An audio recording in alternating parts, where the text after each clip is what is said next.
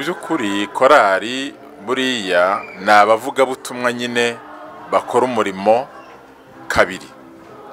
Ubundi iyo umuvugabutumwa abanjirijwe n'abaririmbyi kuririmba, iyo baririmba indirimbo zegereza abantu hafi, zikurura imitima y'abantu, zakurura imitima y'abantu, umuvugabutumwa nawe akabona umwanya wo kubagezaho ijambo ry'Imana. Navuga ngo niwo mumaro ukomeye w'abaririmbyi.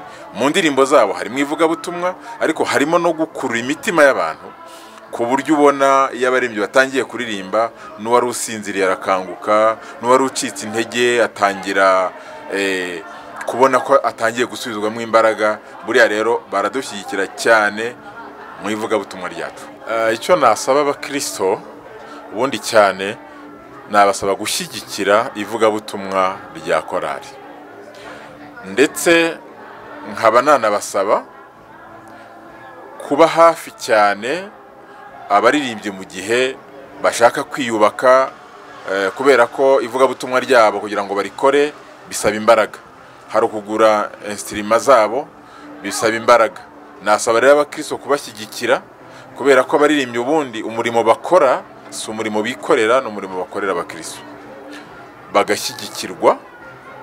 Ndetse si abakristo gusa, ahubwo navuga ngo umuntu wese uhereye ku muyobozi w'itorero, abakristo muri rusange, ivugabutumwa mu ndirimbo rikwiriye gushyigikirwa kugira ngo abaririmbyi bakomeze bagura ubwami bw'Imana, bavuga ubutumwa muri iki gihugu cyacu cy'u Rwanda ndetse no hanze yacyo.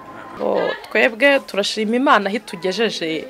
Dufite icyifuzo cy'uko Imana yadufasha igakomeza ikatwagura, ubutumwa bwacu bukagera hirya no hino ku isi, kuko ubutumwa bwacu dutanga bugenda bukora ku mitima y'abantu benshi cyane. Tugenda tubona komenti z'abantu bagenda batubwira ko bafashijwe, bakijijwe ku bw'indirimbo zacu. Rero turizera neza ko Imana izadufasha igakomeza ikatwagura, ubutumwa bwacu bukabasha kugera ku isi yose. Yewe ikintu nungukiye muri korali nagiyemo ndi umwana, ubu mbyaye 4, ndi muri korali, narimutse ntuye i Kigali, ariko mba naje kongera kuyiririmbamo kuko ni korali nakoreyemo umurimo w'Imana kuva ndi umwana kugeza n'ubu ngubu. Imana yagiye imperamwe amasezerano menshi, yarasohoye, nta kibazo rwose. Ndashima Imana, nta n'ikintu nyishinja. Nyuma yo kubona ibibaye uyu mutwe w'abaririmbyi, umuyobozi wawo hari icyo yatangarije Ten Gospel Show. Agira byinshi avuga. Hari uko abantu yo umuntu atwite igihe kikagera akabyara impundu zikavuga, hari icyo avuga. Umva icyo president w'uyu mutwe w'abaririmbyi yatangarije Ten Gospel Show. Nitwa Manirafasha Donatien, akaba ari ngiye president w'ikorali Siloam. Uyu munsi ni umunsi w'ibyishimo. Hashize umwaka urenga dutegura albumu ya kabiri, DVD y'amashusho n'amajwi. Uyu munsi ni umunsi wo kwishyira ku mugaragaro, launch.